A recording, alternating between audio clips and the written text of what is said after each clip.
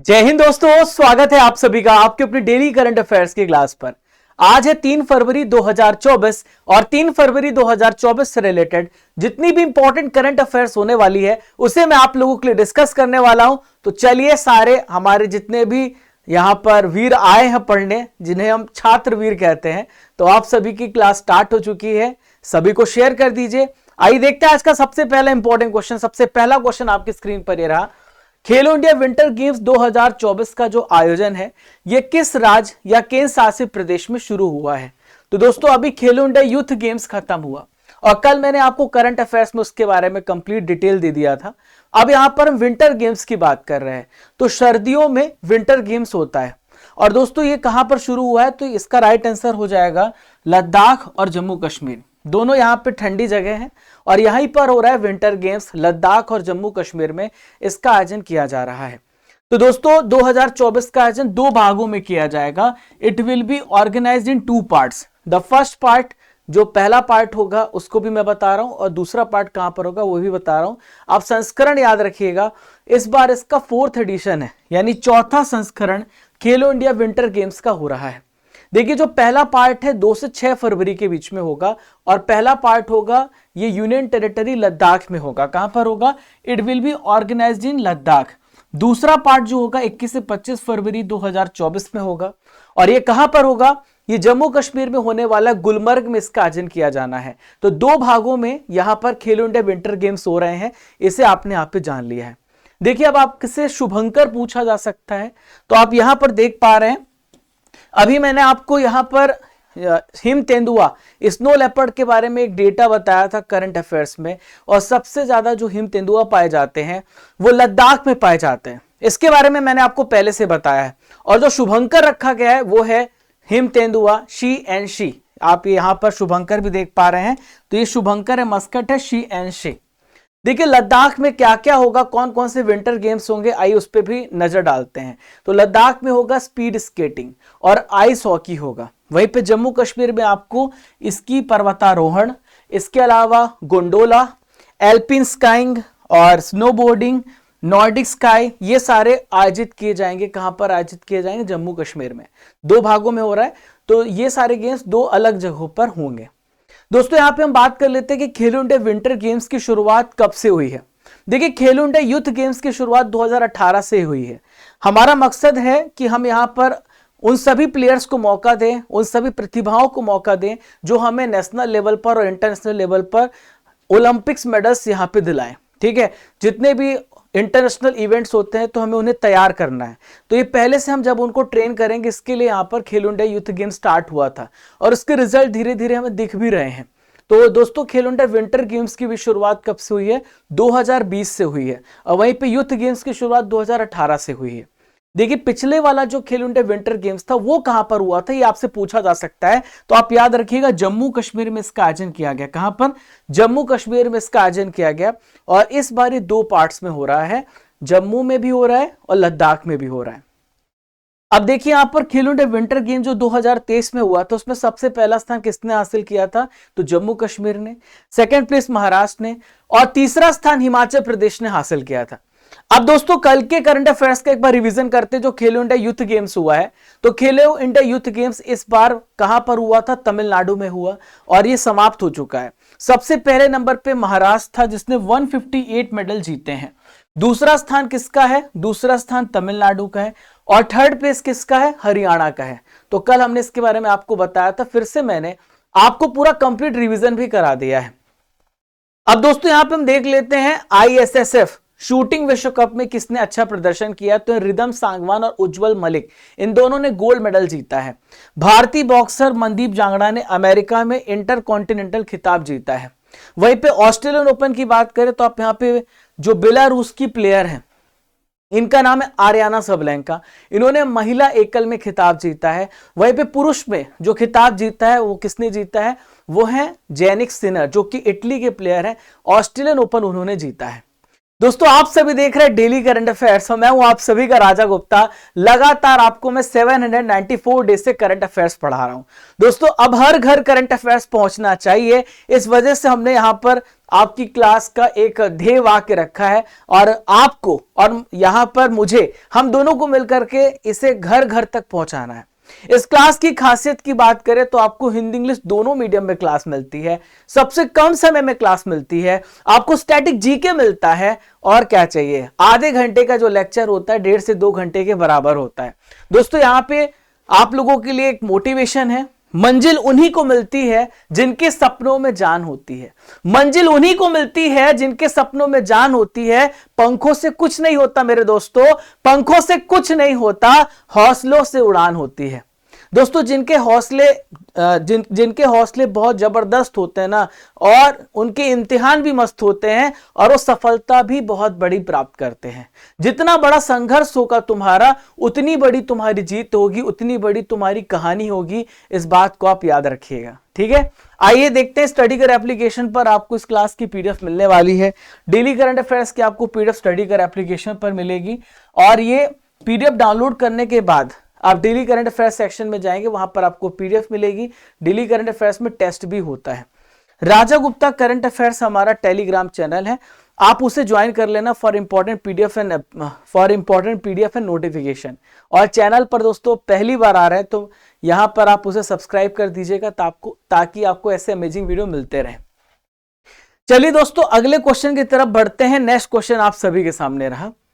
Bharat mobility global expo 2024 का आयोजन ये कहां पर किया जा रहा है? Where is India mobility global expo 2024 is being organised. तो दोस्तों न्यू दिल्ली में यहां पर भारत मोबिलिटी ग्लोबल एक्सपो 2024 का आयोजन किया जा रहा है। इसके बारे में डिटेल से जानते पहले कुछ ऑप्शंस को भी डिस्कस कर लेते हैं। तो गुवाहाटी में क्या हो रहा है, जयपुर में क्या हुआ, बेंगलुरु में क्या हुआ। तो गुवाहाटी पर आप याद रखिएगा जो कि असम में है, यहां पर 200 इको बस चलाई गई हैं। जयपुर में क्या हुआ है, यहां पर पीठासीन अधिकारियों का सम्मेलन हुआ है जयपुर में, और यहां पर एक वैक्स म्यूजियम है, वहां पर डॉक्टर बाबा साहेब अंबेडकर की प्रतिमा स्थापित हुई है। न्यू दिल्ली में हो रहा है भारत मोबिलिटी ग्लोबल एक्सपो। तो दोस्तों ये कहां पर हो रहा है, जहां पर G20 हुआ था वो जगह है भारत मंडपम। ये कहां पर है, न्यू दिल्ली में। यहीं पर हो रहा है भारत मोबिलिटी ग्लोबल एक्सपो, जो कि 1 से लेकर 3 फरवरी तक चलेगा। अब आपके मन में सवाल उठ रहा होगा, सर ये मोबिलिटी क्या होता है? तो मोबिलिटी का मतलब होता है जो मूवेबल व्हीकल्स होते हैं उनको यहां पर इसका एक्सपो किया जा रहा है। भारत यहां पर अलग अलग प्रकार के जो अपना ऑटोमोबाइल सेक्टर है उसमें भारत ने क्या प्रगति की है उसके बारे में यहां पर क्या हो रहा है, पूरी दुनिया से लोग इकट्ठा हो रहे हैं और इसे और कैसे बढ़ाया जा सकता है इस पर डिस्कशन चल रहा है। तो भारत मोबिलिटी ग्लोबल एक्सपो जो है ये भारतीय ऑटोमोटिव उद्योग की शक्ति का प्रदर्शन किया जा रहा है कि हमारा जो ऑटोमोबाइल सेक्टर है कितना मजबूत हो गया है। आपको भी परचेस करना चाहिए हमारे से, आपको भी हमारी टेक्नोलॉजी यहां से लेनी चाहिए, ताकि क्या हो, इससे देश की जो अर्थव्यवस्था है और बढ़ेगी और हमारी जो मैन्युफैक्चरिंग है वो दूसरे देशों तक पहुंचेगी। दोस्तों यहां पर देखिए 2030 तक भारत में जितने भी प्रोडक्शन होगा टू व्हीलर्स का, वो 30% का जो टू व्हीलर्स हैं वो यहां पे निर्यात किए जाएंगे, एक्सपोर्ट किए जाएंगे। अब दोस्तों मैं आपको कुछ प्रमुख सम्मेलन बताने वाला हूं, मेजर कॉन्फ्रेंसेस जो आपसे पूछे जा सकते हैं। आइए देखते हैं। तो देखिए 54 नंबर का वर्ल्ड इकोनॉमिक फोरम की जो वार्षिक बैठक है 2024, ये दावोस स्विट्जरलैंड में आयोजित की जाएगी। इंडस फूड 2024 ग्रेटर नोएडा में। 27वां राष्ट्रीय युवा महोत्सव हाल ही में हुआ है, कहां पर, नासिक में। Vibrant Gujarat global trade show कहां पर हुआ है, गांधीनगर में। और यहां पर 15 नंबर का ब्रिक्स शिखर सम्मेलन दक्षिण अफ्रीका में हुआ है। इस बार कहां पर होगा ब्रिक्स शिखर सम्मेलन, रशिया में होगा। कहां पर होगा, रशिया में इसका आयोजन किया जाएगा। आइए देखते हैं दोस्तों अगला क्वेश्चन। नेक्स्ट क्वेश्चन आप सभी के स्क्रीन पर यह रहा, उंगलई थेडी उंगल ओरिल योजना किस राज्य में शुरू की गई है?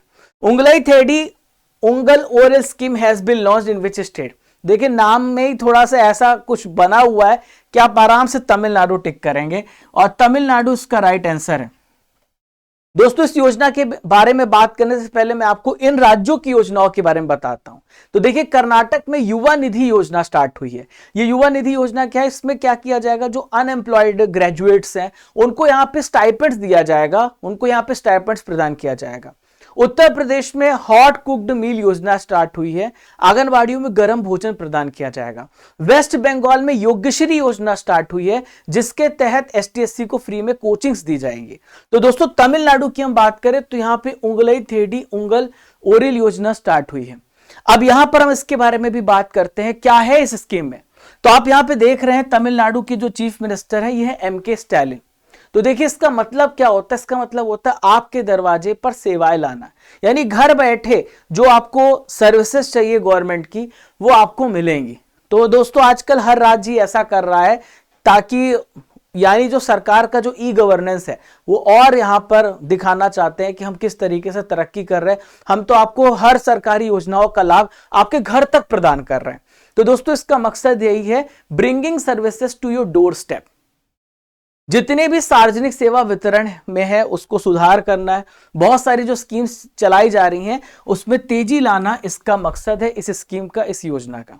अब दोस्तों बात यहां पर योजनाओं की आई है तो मैं आपको बहुत सारी योजनाएं पढ़ाने वाला हूं, पूरे योजनाओं के बारे में मतलब 1 मिनट में आपको 10 योजनाएं याद हो जाएंगी। श्री रामलला दर्शन योजना छत्तीसगढ़ में हाल ही में स्टार्ट हुई है। लेक लड़की प्यारी बेटी योजना ये कहां पे स्टार्ट हुई है, ये महाराष्ट्र में। इंदिरा गांधी स्मार्टफोन योजना राजस्थान में। शक्ति योजना कर्नाटक में लॉन्च की गई है, इसमें फ्री में बस ट्रांसपोर्टेशन मिलेगा। सशक्त महिला ऋण योजना हिमाचल प्रदेश में लॉन्च किए गए। लाडली बहना योजना मध्य प्रदेश में। नंद बाबा दुग्ध मिशन योजना यूपी में। आसरा पेंशन योजना तेलंगाना में। मुख्यमंत्री आत्मनिर्भर असम योजना असम अभियान असम में, और कलेगनार महिला अधिकार निधि योजना तमिलनाडु में लॉन्च हुई है। चलिए दोस्तों बढ़ते चौथे महत्वपूर्ण प्रश्न की तरफ। चौथा क्वेश्चन आप सभी के सामने रहा, इंटरनेशनल वुशु फेडरेशन के द्वारा महिला एथलीट ऑफ द ईयर 2023 किसे चुना गया है। तो दोस्तों यहाँ पे वुशु फेडरेशन के द्वारा athlete of the year Naorem Roshibina Devi को चुना गया है। किसे चुना गया है, नाओरेम रोशिबीना देवी। ठीक है दोस्तों, ये किस राज्य से बिलोंग करती हैं, तो ये मणिपुर राज्य से बिलोंग करती हैं। अब आपको कैसे याद करना है, बहुत आसान है। देखिए इनके नाम में लिखा है रोशिबीना, ठीक है, तो आप बी हटा दीजिए, रोशिना हो गया, रोशनी हो गया। आप याद रखिएगा रोशनी। तो रोशनी किससे आती है, मड़ी से आती है। अगर किसी के पास मड़ी है तो उसमें देखेंगे कि अगर उसे ऐसी जगह रख दिया जाए तो वो मड़ी जो है चमकने लगती है, उससे रोशनी आने लगती है। तो आप याद कर लिए कहां पे है, ये किस राज्य से बिलोंग करती हैं, मणिपुर राज्य से बिलोंग करती हैं। और यहां पर आप देख पा रहे हैं नाओरेम रोशिबीना देवी को। दोस्तों इन्हें महिला athlete of the year international wushu federation ने चुना है और इनका संबंध मणिपुर राज्य से, जैसा कि मैंने आपको बता दिया है। आइए इनकी उपलब्धियों के बारे में चर्चा कर लेते हैं। तो दोस्तों इनकी उपलब्धि क्या क्या है आइए देखते हैं। तो एशियन गेम्स 2022 में इन्होंने भारत को सिल्वर मेडल दिलाया, एशियाई गेम्स 2018 में भारत को ब्रॉन्ज मेडल दिलाया, और साउथ एशियन गेम्स 2019 में गोल्ड मेडल दिलाया है। देखिए इनके बारे में बात करें तो 2023 में इन्हें अर्जुन पुरस्कार से भी सम्मानित किया गया है। देखिए अर्जुन पुरस्कार कितने खिलाड़ियों को मिला है, 26 खिलाड़ियों को मिला है। अर्जुन पुरस्कार की शुरुआत 1961 में हुई है और इसमें 15 लाख रुपए कैश प्राइज मिलता है। कितना, 15 लाख रुपए कैश प्राइज। हाल ही में मोहम्मद शमी को भी यहां पर 2023 का क्या मिला है, अर्जुन पुरस्कार मिला है। और वुशु की हम बात करें तो कुंफू का एक चीनी मार्शल आर्ट है ये। दोस्तों प्रमुख पुरस्कारों की भी बात कर लेते हैं जो अवार्ड सभी दिए गए हैं। तो फिल्म फेयर अवार्ड में सबसे बेस्ट अभिनेता रणबीर कपूर है, सबसे बेस्ट अभिनेत्री आलिया भट्ट है, करनाल सीके नायडू अवार्ड रवि शास्त्री और फारूक इंजीनियर को मिला है। ICC one day cricketer of the year किसे मिला है, विराट कोहली को। यहां पे बीएसआई पुरस्कार किसे मिला है, दीपा भंडारे को मिला है। दोस्तों अगला क्वेश्चन आप सभी के स्क्रीन पर ये रहा, पांचवा प्रश्न ये रहा, भारतीय नौसेना के द्वारा किस साल को नौसेना असैन्य वर्ष के रूप में घोषित किया गया। तो दोस्तों भारतीय नौसेना के द्वारा यहां पर जो वर्ष आपसे पूछा जा सकता है, ये जो इस साल का वर्ष है 2024 2024 का जो वर्ष है, इसे असैन्य वर्ष घोषित किया गया है। देखिए नौसेना में केवल सेना कर्मी नहीं काम करते, सिविलियन भी काम करते हैं नौसेना में, तो उन्हें हम असैन्य बोलते हैं। उनका भी बहुत बड़ा योगदान है, तो इस वजह से उनके योगदान को, उन सिविलियन के योगदान को यहां पर याद किया जाता है। इसलिए 2024 का जो वर्ष है वो नौसेना असैन्य वर्ष घोषित हुआ है। क्लियर है। तो दोस्तों यहां पर क्या किया जा रहा है, जो असैन्य लोग हैं, जो सिविलियन लोग हैं, उनके यहां पर एडमिनिस्ट्रेशन को बढ़ाना है, उनकी इफिशिएंसी को बढ़ाना है, उनके वेलफेयर के लिए, उनके सुधार के लिए यहाँ पे नौसेना असैन्य वर्ष घोषित किया गया है भारतीय नौसेना के द्वारा। तो जो असैन्य कर्मी हैं भारतीय नौसेना के कुल कार्यबल का यहां पर 1/3 हिस्सा है, 1/3 लोग यहां पे काम करते हैं, उनके लिए डेडिकेटेड है। अब दोस्तों बात यहां पे इंडियन नेवी की आई, तो मैं आपको इंडियन नेवी के बारे में सारी इंपॉर्टेंट डिटेल्स समझाता हूं। तो देखिए इंडियन नेवी का काम क्या होता है, भारत की मैरीटाइम इंटरेस्ट और बॉर्डर्स को प्रोटेक्ट करना। और इसका जो हम बात करें, इसके जो प्रमुख हैं वो है एडमिरल आर हरि कुमार। कौन है? Admiral R Hari Kumar. ठीक है,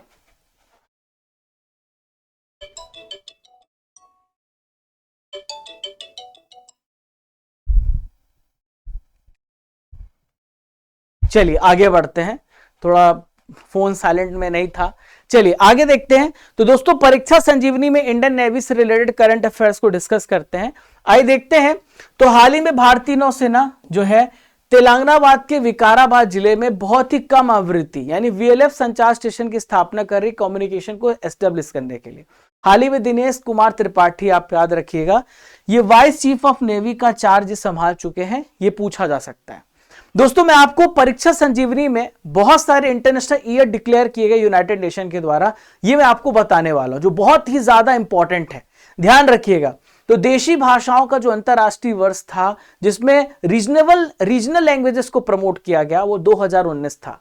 यहां पर इंटरनेशनल ईयर फॉर प्लांट 2020 का वर्ष था। शांति एवं विकास हेतु अंतरराष्ट्रीय वर्ष 2021 का वर्ष था। International year for cottage fisheries and fisheries, तो ये 2022 था। अंतरराष्ट्रीय बाजरा वर्ष, ये इंपॉर्टेंट है, पिछले साल का जो वर्ष था वो इंटरनेशनल ईयर ऑफ मिलेट्स था, मोटे अनाजों को समर्पित था। और इस साल का जो वर्ष है इंटरनेशनल ईयर ऑफ कैमेलिट्स है, यानी ऊंटों की जो एक समान प्रजातियां हैं उनके लिए यहां पे समर्पित किया गया है, 2024 का ईयर। दोस्तों आज की नॉलेज की फैक्ट्री में मैं आपको रिवर्स ऑफ द वर्ल्ड के बारे में बताने वाला हूं, कौन सी नदियां कहां से निकलती हैं और किस देश से संबंधित है, पूछा जाता है। तो सबसे पहले नील नदी की बात करेंगे। नील नदी दुनिया की सबसे लॉन्गेस्ट रिवर में से एक है, तो ये है अफ्रीका से निकलती है, विक्टोरिया झील से। नेक्स्ट है बात करें अमेजन नदी, तो अमेजन नदी ब्राजील से निकलती है, एंडीज से, और ये पेरू इसका उद्गम स्थल है। नेक्स्ट है वोल्गा नदी की हम बात करें, तो वोल्गा नदी दोस्तों रूस से देश से निकलती है, वोल्गाई पर्वत से इसका उद्गम स्थल है। राइन नदी की बात करें तो जर्मनी से निकलती है, एल्स पर्वतमाला से। डेन्यूब रिवर ये कहां से निकलता है, तो दोस्तों डेन्यूब रिवर जर्मनी से निकलता है, ब्लैक फॉरेस्ट इसका उद्गम स्थल है। सीन नदी फ्रांस से निकलती है और मध्यवर्ती पठारी क्षेत्र से। पो नदी कहां से निकलती, इटली से, जिसे इटली की गंगा भी कहा जाता है, एल्स पर्वतमाला से। यूराल रिवर निकलती है रूस से, यूराल पर्वत से। दोस्तों नेक्स्ट क्वेश्चन आप सभी के स्क्रीन पर रहा, छठवां प्रश्न आप सभी के स्क्रीन पर रहा, 6th क्वेश्चन। हाल ही में संघ लोक सेवा आयोग के मेंबर के रूप में किसने शपथ ली है? Who has recently taken oath as a member of UPSC. तो दोस्तों यूपीएससी के जो नए मेंबर बने हैं संजय वर्मा बने हैं। देखिए यूपीएससी में 9 से 11 सदस्य के बीच में होते हैं, यानी मैक्सिमम इसमें 11 मेंबर्स हो सकते हैं, तो 9 से 11 मेंबर हो सकते हैं इसमें। तो संघ लोक सेवा आयोग की यहां पर एक नए मेंबर संजय वर्मा जुड़े हैं। दोस्तों मैं आपको अदर ऑप्शंस भी समझाता हूं। देखिए रश्मि शुक्ला की बात करें तो महाराष्ट्र की पहली डीजीपी बनी है, महाराष्ट्र की पहली महिला डीजीपी कौन बनी है? रश्मि शुक्ला। समीर कुमार सिन्हा की बात करें तो रक्षा मंत्रालय में महानिदेशक है। रणधीर जायसवाल की बात करें तो हमारा जो विदेश मंत्रालय उसके प्रवक्ता है, कौन है ये? प्रवक्ता, स्पोक्समैन है। तो संजय वर्मा की बारे में बात करें तो यूपीएससी के मेंबर बने हैं और इनको शपथ किसने दिलाई है? तो यूपीएससी के आप यहां पे अध्यक्ष देख रहे हैं, इनका नाम है मनोज सोनी, ये यूपीएससी के अध्यक्ष है वर्तमान में, और इन्होंने इनको शपथ दिलाई है। जो भी यूपीएससी का चेयरमैन होता है वो अदर मेंबर्स को शपथ दिलाता है, ठीक है। तो 1990 बैच के भारतीय विदेश सेवा के संजय वर्मा जी हैं, जिन्हें यूपीएससी के मेंबर के रूप में अभी शपथ दिलाया गया है। दोस्तों यूपीएससी के बारे में हम और डिस्कस करते हैं। तो यूपीएससी जो है 315 से लेकर 323 अनुच्छेद के बीच में आता है, और यहां पर इसका मेन काम होता है कि भारत में जो ए ग्रेड लेवल के एग्जामिनेशन होते हैं उसे ऑर्गेनाइज कराता है। मतलब यूपीएससी निकालना एक सब बहुत लोगों का ड्रीम होता है।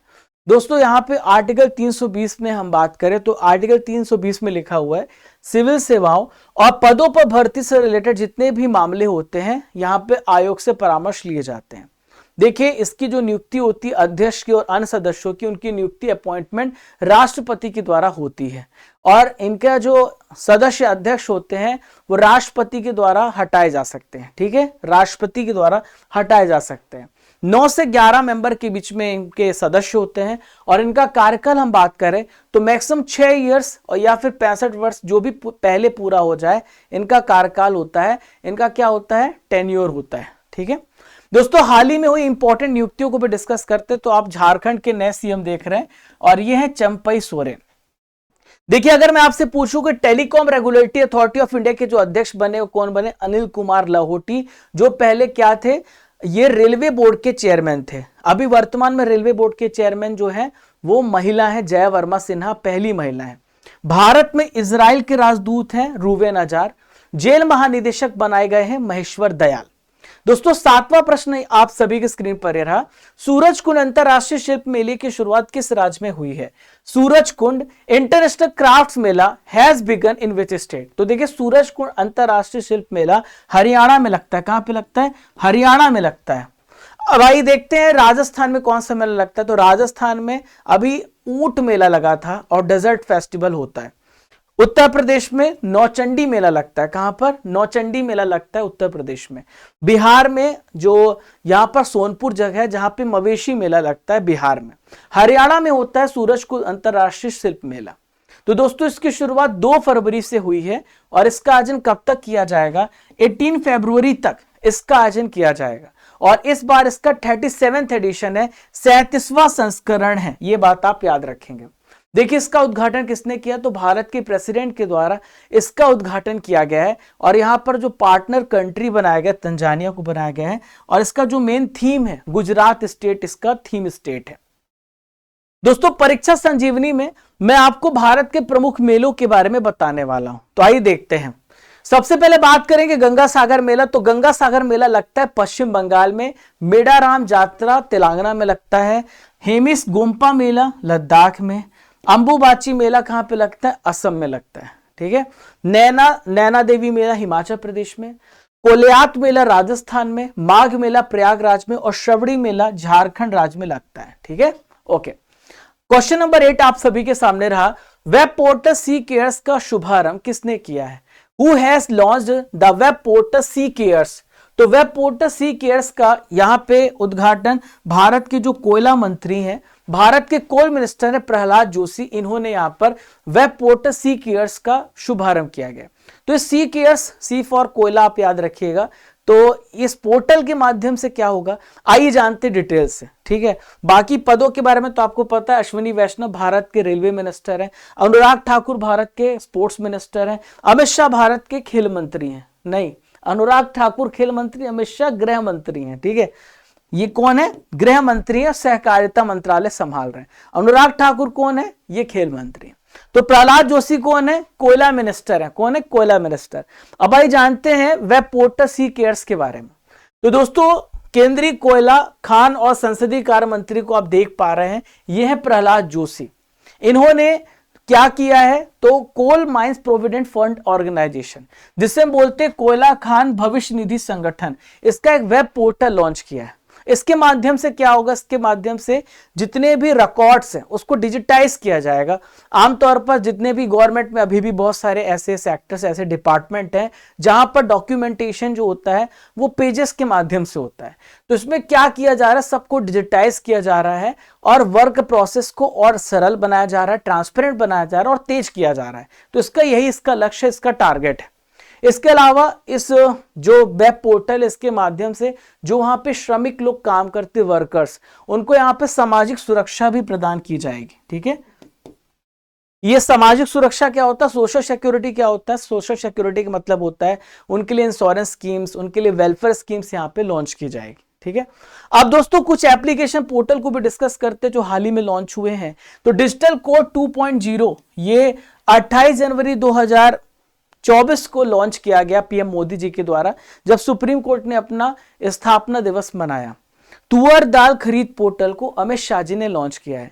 ग्राम मंच एप्लीकेशन की मैं बात करूं तो पंचायती राज मंत्रालय ने लॉन्च किया। पाट मित्र एप्लीकेशन को कपड़ा मंत्रालय के द्वारा लॉन्च किया गया।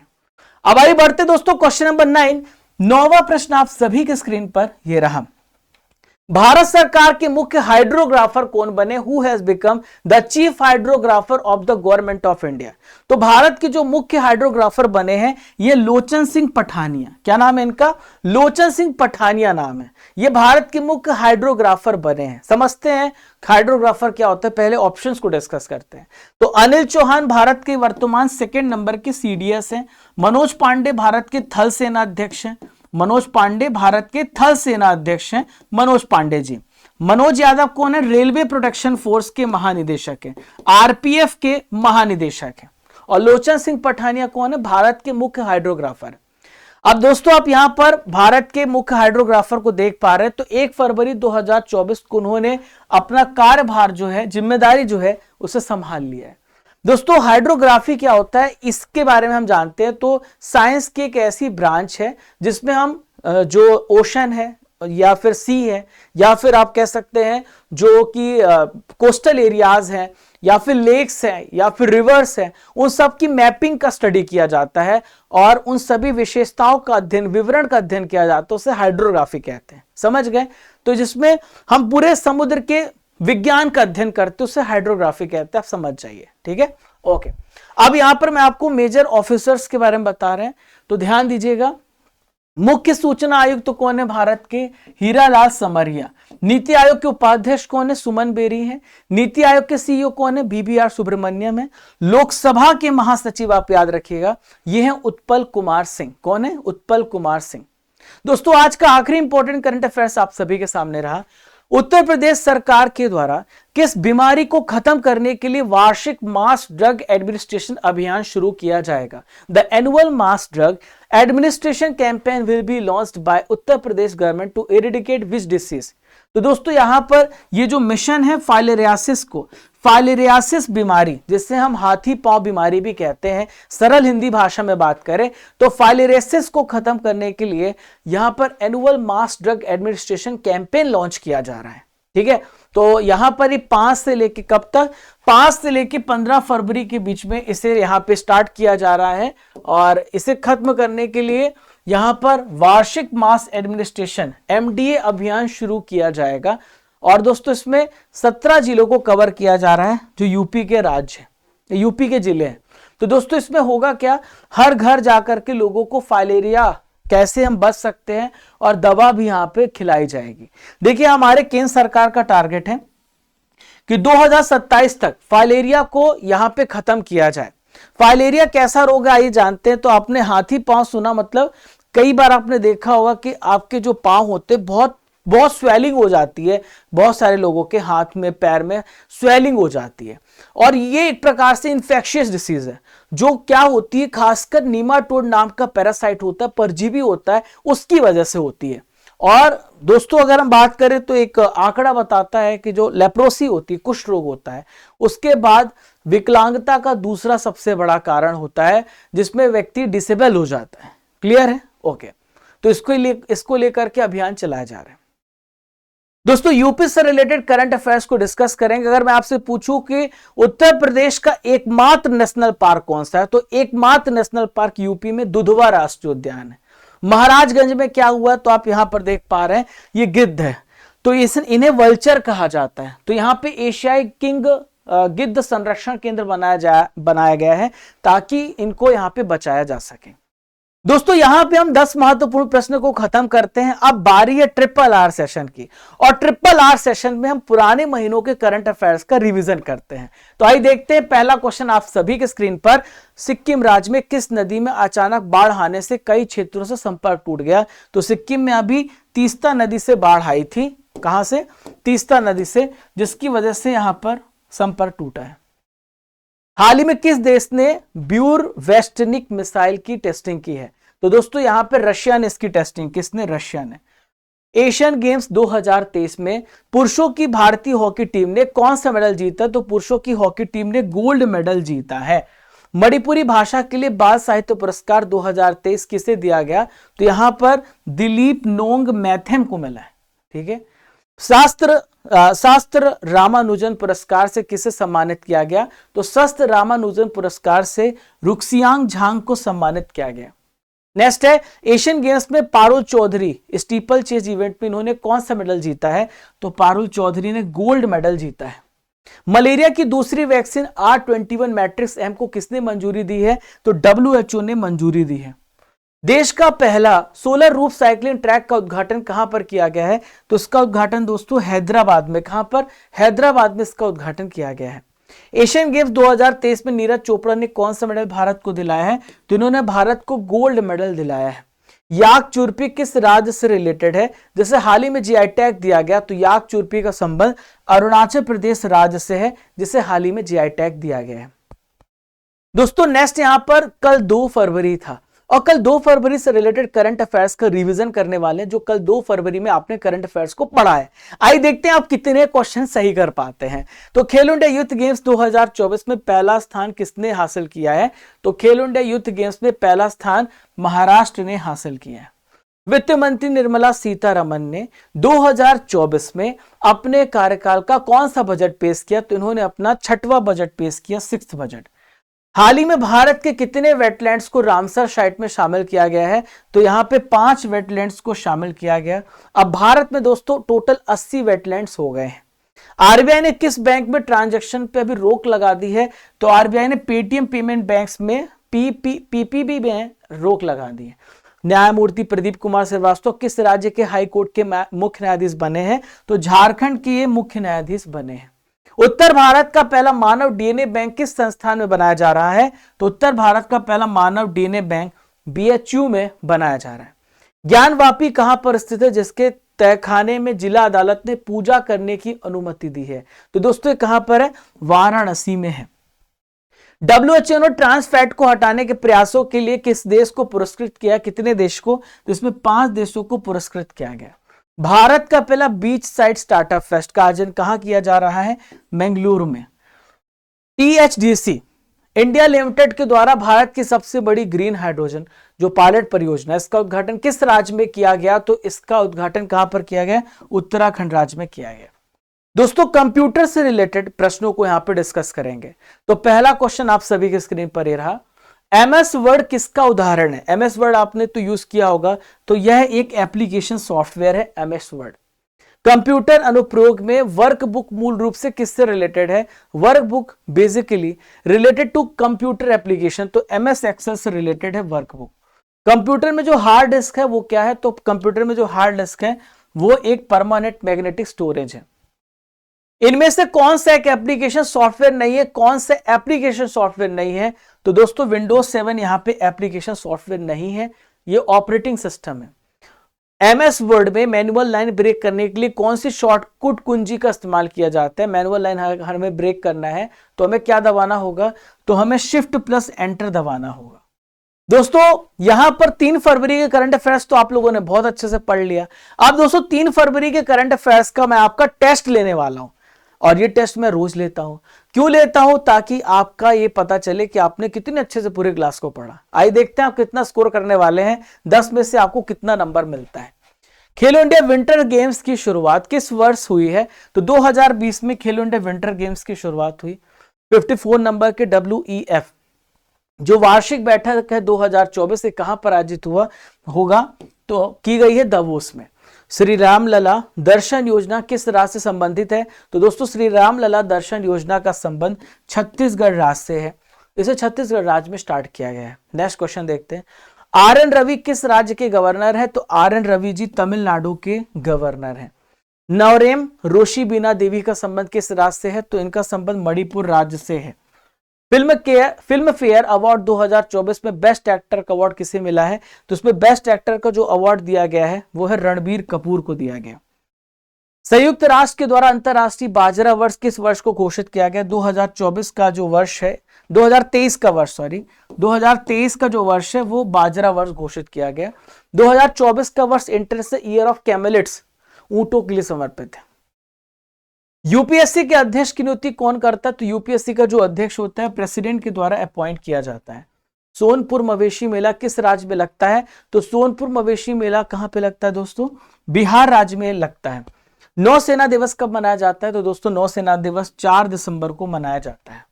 आज का सवाल है आप लोगों के लिए, भारत मोबिलिटी ग्लोबल एक्सपो 2024 का आयोजन कहां किया जा रहा है? इसका आंसर आप सभी को कमेंट बॉक्स पे देना है। आपको यहां पे पहचानना ये दो व्यक्ति कौन है, आप देखिए इनको और बताइए दोनों व्यक्ति कौन है। आपने पूरे लेक्चर को देखा है और जो सबसे बेस्ट कमेंट करेगा इनके बारे में तो उनको यहां पर कल से उनका कमेंट यहां पे मैं पिक करूंगा। देखिए दोस्तों यहां पे एक बहुत बड़ी वैकेंसी जारी हुई है। मैं डेली आपको वैकेंसी की न्यूज भी देता हूं काम की बात में। तो यहां पे Delhi subordinate service selection board DSSB ने यहां पे 12,785 वैकेंसी जारी की है और drawing teacher, nursing officer, PA, assistant teacher, selection officer, इतनी सारी वैकेंसी आप देख लेना। और ये ऑनलाइन आपका होगा पेपर, तो आप सर्च कर लेना DSSB न्यू रिक्रूटमेंट, उसके बारे में डिटेल से देख लेना। मैं नोटिफिकेशन भी लाऊंगा इसके बारे में। तो दोस्तों चलने का समय हो गया, इजाजत दीजिए, फिर मिलेंगे इसी जोश इसी ऊर्जा के साथ। तब तक के लिए आप सभी को जय हिंद, जय भारत। जब तक तोड़ेंगे नहीं तब तक छोड़ेंगे नहीं। खुश रहिए, मुस्कुराते रहिए, अपने लक्ष्य के प्रति समर्पित रहिए और अपने आप को खुद से बोलते रहिए, सेल्फ सजेशन देते रहिए, you are the best, you are going to do one day and today you are alone but when you will succeed then the people will follow you. आप अभी क्या होते हैं, आप अकेले हैं, जब आप सफल हो जाएंगे तो दुनिया आपका पीछा करेगी, दुनिया आपके पीछे चलेगी। सफलता में इंसान हमेशा अकेला होता है और संघर्ष में इंसान हमेशा अकेला होता है, लेकिन सफलता में पूरी दुनिया उसके साथ होती है। मिलते हैं दोस्तों, खुश रहें, मुस्कुराते रहें।